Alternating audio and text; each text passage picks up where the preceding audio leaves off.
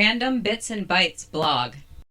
This podcast is from the randombitsandbytes.com blog post entitled Logia 7-in-1 Wi-Fi Weather Station with Solar, originally published May 2023. You can find the entirety of the text as well as photos and graphics, links, product links, and text relating to this post at randombitsbytes.com. Logia 7-in-1 Wi-Fi Weather Station with Solar. I've always been a bit of a weather watcher and tracker. For many years, I kept precise track of snowfall and temps and other weather events, starting with a Commodore VIC-20, and I eventually became a weather spotter for the National Weather Service for a long time. But after a while, I lost some interest and mostly just kept some simple measurements and observations, until personal weather stations became more cost-effective. So for Xmas of 2022, my wife bought for me a Logia 7-in-1 Wi-Fi weather station with solar. This weather station comes up pretty consistently on the top 20 when it comes to personal weather stations, but not so much near the top. Think of it as a bit mid-range in some features, like no computer interface, and up there with the other ones for the number of features and accuracy, as long as you position it correctly. There's not a whole lot about Logia themselves, and it's obviously manufactured for them. It may have clones that are rebranded from or by other companies. Amazon has a number of weather stations and some extras, including the lightning sensor. Unboxing is straightforward and all parts are packed in a plain but attractive box. It's all packed tightly and everything is its own bags, including the smaller parts, of which there are few. Unpacking is normal for electronics. Everything is packed well and securely in individual cardboard dividers and bags. There is little assembly, just a few parts of the outdoor sensor to put together and of course you have to mount the external sensor unit. Firstly, I guess that I have to say that it does not come with any sort of mast for the outdoor sensor to go on. I mention this because so many people have reviewed or asked questions about it on Amazon and are upset that there was no mast included. I wouldn't expect there to be unless it specifically mentions including it, as what it is going to be mounted on is going to depend very much on your particular requirements and the best mounting location. So factor this in when buying this or any other PWS. The owner's manual is pretty good. I really can't complain about it. All things are pretty straightforward and explained as needed without any spurious info, but with detail where needed. There is a minimal amount of pre-mounting assembly for the outdoor sensor. The rain gauge funnel has to be attached to the outdoor sensor. Pretty easy. Then the backup batteries have to be installed, consisting of 3 AAA in a standard battery compartment. Supply your own batteries. Once that is done, you can find a good mounting location. This might take some thought and pre-installation of a mast or other hardware. You might even find yourself repositioning it. To work properly, you need at least 6.6 feet, 2 meters, off the ground, and a position away from obstructions, including your house. The mounting clamp that comes with the outdoor water station sensor is made to go onto a 1.4 to 1.6 35 to 40 mm diameter pole. There's a bit of leeway there in diameter, but not much, though some have said it works fine on a 1-inch pole and perhaps you can use some padding to take up a little space.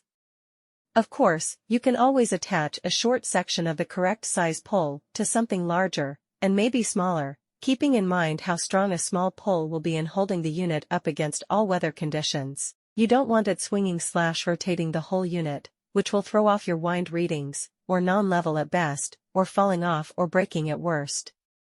The manual shows a distance from the sensors to the console having to be 492 feet, 150 meters away.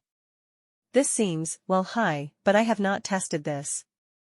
The outdoor unit requires one CR2032 battery that is included in the box, 3 AA batteries that you supply, and it has a solar assist so the batteries should, according to the manufacturer, last 2.5 years. Once you have a suitable mounting location and pole, you can put the outdoor sensor onto it. The sensor has one side of the clamp built into it and another unattached clamp section rounds it out, with bolts and rubber pads for helping to secure it and in case your pole is on the smaller diameter side.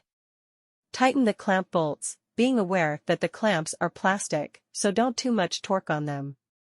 I used an Army surplus heavy-duty mast, but you should be able to buy plenty of mast types on Amazon or various home improvement stores like Lowe's. When mounting the outdoor sensor, the side with the rain gauge points north or south in the southern hemisphere, make sure you change the setting when using the setup UI. I cover this a little further along in this blog post. If you don't have a compass, just download an app on your smartphone, like Digital Compass for Android, Compass Infinity on iPhone. But also make sure you get everything level so that the rain gauge works correctly. You will find a bubble level right on the top of the outdoor sensor pod itself. I want to inject a note here for people who might not be aware. Keep in mind that this weather station does not measure snow. You need a much more elaborate type of standalone electronic device for that, usually fairly expensive. Or you can use an old-fashioned measuring stick. You can find some nice ones on Amazon.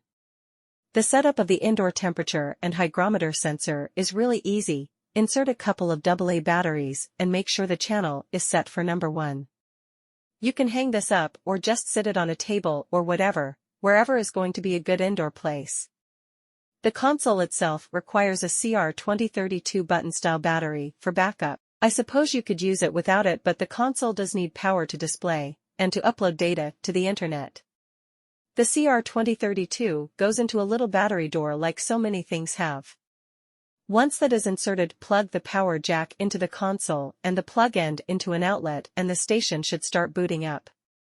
The console is a good size, about 8.5x7 with a nice color screen size of around 6.3/4x43/4, so you can see it across the room, but it's not super large and obtrusive. The backlight has 3 settings: off, dim, and bright, so you can customize it to the light level you need. It's readable even in bright sunlight with the backlight on, especially. There is no automatic dimming for the night, but you can do it manually if needed. It may take a few minutes for it to connect to the outdoor and indoor sensors. Give it time, you'll see the antenna icon flashing. If it doesn't, you can try the little rest button on the console. Pressing it once resets it, holding it for 6 seconds or more does a factory reset. You can also try pressing the Wi-Fi/sensor button on the back of the console if you have issues. You have to do this when replacing batteries in any of the sensors or the console or adding more sensors. If you need to add another type of sensor, you do need to change the channel number inside the battery door of the sensor. The display shows only the external sensors and indoor sensor as default. When adding other sensors, you press a button to toggle to the next one. Once the sensors have paired, you will see their data on the console and the little antenna icon will stop blinking and become solid. Now you are ready to continue the setup using Wi-Fi. Though you can also start this process as soon as it is powered on and before it is connected to the sensors. But, stop here for a moment. Before you continue the setup, consider whether you are going to connect your weather station to Weather Underground and/or Weather Cloud. It is much easier to register at these services first and have the data ready to enter, then set everything up and come back. So if you are going to use Weather Underground and/or Weather Cloud, maybe register with them first here, and then continue on. If you are not familiar with their weather networks, you might ask, why would you want to? Firstly, you can share your data for everyone's benefit on these sites. It helps with weather prediction as well as localizing weather for your neighbors and others, and for weather forecasting in general. Be aware that if you share it publicly, it does show your approximate location. The other reason you may have is that Logia does not provide you with an app to directly access the weather from your weather station on your phone, tablet, or computer, as some other weather station companies do, and you are limited to looking at the console to see your weather data if you do not set something up on an external site. There is also no way to log into or connect directly to the station. So I highly recommend setting up an account on one of these services. It is pretty easy, free, and I don't think I need to go into the instructions here. The Logia manual has a bit more info about this if needed. So if you want to be able to access your weather data on other devices, you may want to sign up on Weather Underground and/or Weather Cloud so that you can either use their websites and/or the Weather Underground app. Weather Cloud does not have an app, but all data can be accessed via their website. I suppose this weather station could be used without the internet or a Wi-Fi network if you just wanted to use the standalone display, or had it in a remote location without internet or Wi-Fi. You may have to press the Wi-Fi/sensor button for 6 seconds to enter AP mode, which flashes on the screen in place of the Wi-Fi icon when it is in this mode. On the device you are going to use to set the station up, whether this is a computer, Android, or iPhone, you need to go into your Wi-Fi settings and search for and find the weather station's SSID. It will be in the format of PWSXXXXXXX. Once you see it, connect to it, give it a few moments. Of note, the Logia weather station only uses 2.4 Wi-Fi. Now open a browser, doesn't matter which one, and enter http://192.168.1.1. Enter it exactly like that. Now you should see the setup screen. Setup up screenshot. Most of this is pretty straightforward, and the instruction booklet, you can also get it in PDF form here, will give you a little more info. Basically, you are entering your Wi-Fi's SSID, from a list or manually, password, your weather underground and or weather cloud info if you have it, it's not required, but otherwise you can only access weather data via the console display. Your time zone and latitude and longitude, go to Google Maps and right-click on your location, it will be at the top. If you are in the southern hemisphere, you also have to designate that in the settings here. Across the top is also an advanced tab, which you normally won't need to mess with unless you have specific calibrations to the sensors that you need to do for some reason. If that means nothing to you, then you don't need to worry about it. This screen also allows you to update the firmware. It shows the current firmware version and has an upload field. I have not found any place on Logia's website to show any firmware updates. Once you have everything set, click Apply and the device that you are connected to the station with should disconnect and pick up your regular Wi-Fi. Let everything sync, which may or may not take a while, and after a bit, everything should, keeping fingers crossed, start slowly working. If you have any troubles, try pressing the Wi-Fi sensor button once for it to enter pairing mode. For future reference, you must do this when replacing any of the batteries in any of the parts. If nothing works, try the reset button on the back, pressing once does a quick reset. If you get really stuck, well, you may have to hold down the reset button for a factory reset and set the whole thing up again. After having the weather station running for a bit, I found that I wanted to change the location of the outdoor sensor and also add the settings for the weather cloud account, which I didn't initially do. Holding down the Wi-Fi/sensor button for 6 seconds is supposed to put it into AP mode. I believe I messed this up and ended up having to reset the whole system instead of just being able to go back into the setup interface. Likely my mistake, and not the weather stations, but if you get really totally stuck, you may have to do a full reset. Logia console rear. I see some reviews from people who seem to have trouble setting things up, but I think this is on par with many people's inability to set up technical things. The Logia 7-in-1 Wi-Fi weather station is, I suppose, not the easiest to set up for a person who doesn't know too much about tech, their network or Wi-Fi and or have issues with using technology, but for the rest of us it should be an easy setup. Once everything is working, you should see all stats on the display, and the front buttons should allow you to step through various displays. To look at your weather data online, you can either go to the Weather Underground website and enter your weather station's ID in the search bar, or use the Weather Underground app and use the search bar. You can save your weather station as a favorite for quicker access, or go to your weather cloud account. You can see any and all data for the current day or any day, week, or month beginning from the first of the year, or whenever you first set your station up, in graph and table form. Very nice. Unfortunately, Weather Underground does not give you any way to save or dump or export your data to your computer. Perhaps their subscription service does. Weather Cloud is very similar in data display, but with the difference being that you can save a year's worth of data to your computer, in month-long chunks in .csv form, ready to be imported into any spreadsheet. For you data and weather nuts, this is a wealth of super yummy data dumps, or if you just want to do some tracking and stat watching over a period of time, or want to process the data in another weather analysis program. Really, the uses are endless if you are a weather enthusiast.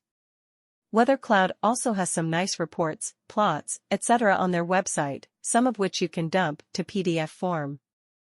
The console itself holds memory for a month of data, which you can access via the console's buttons.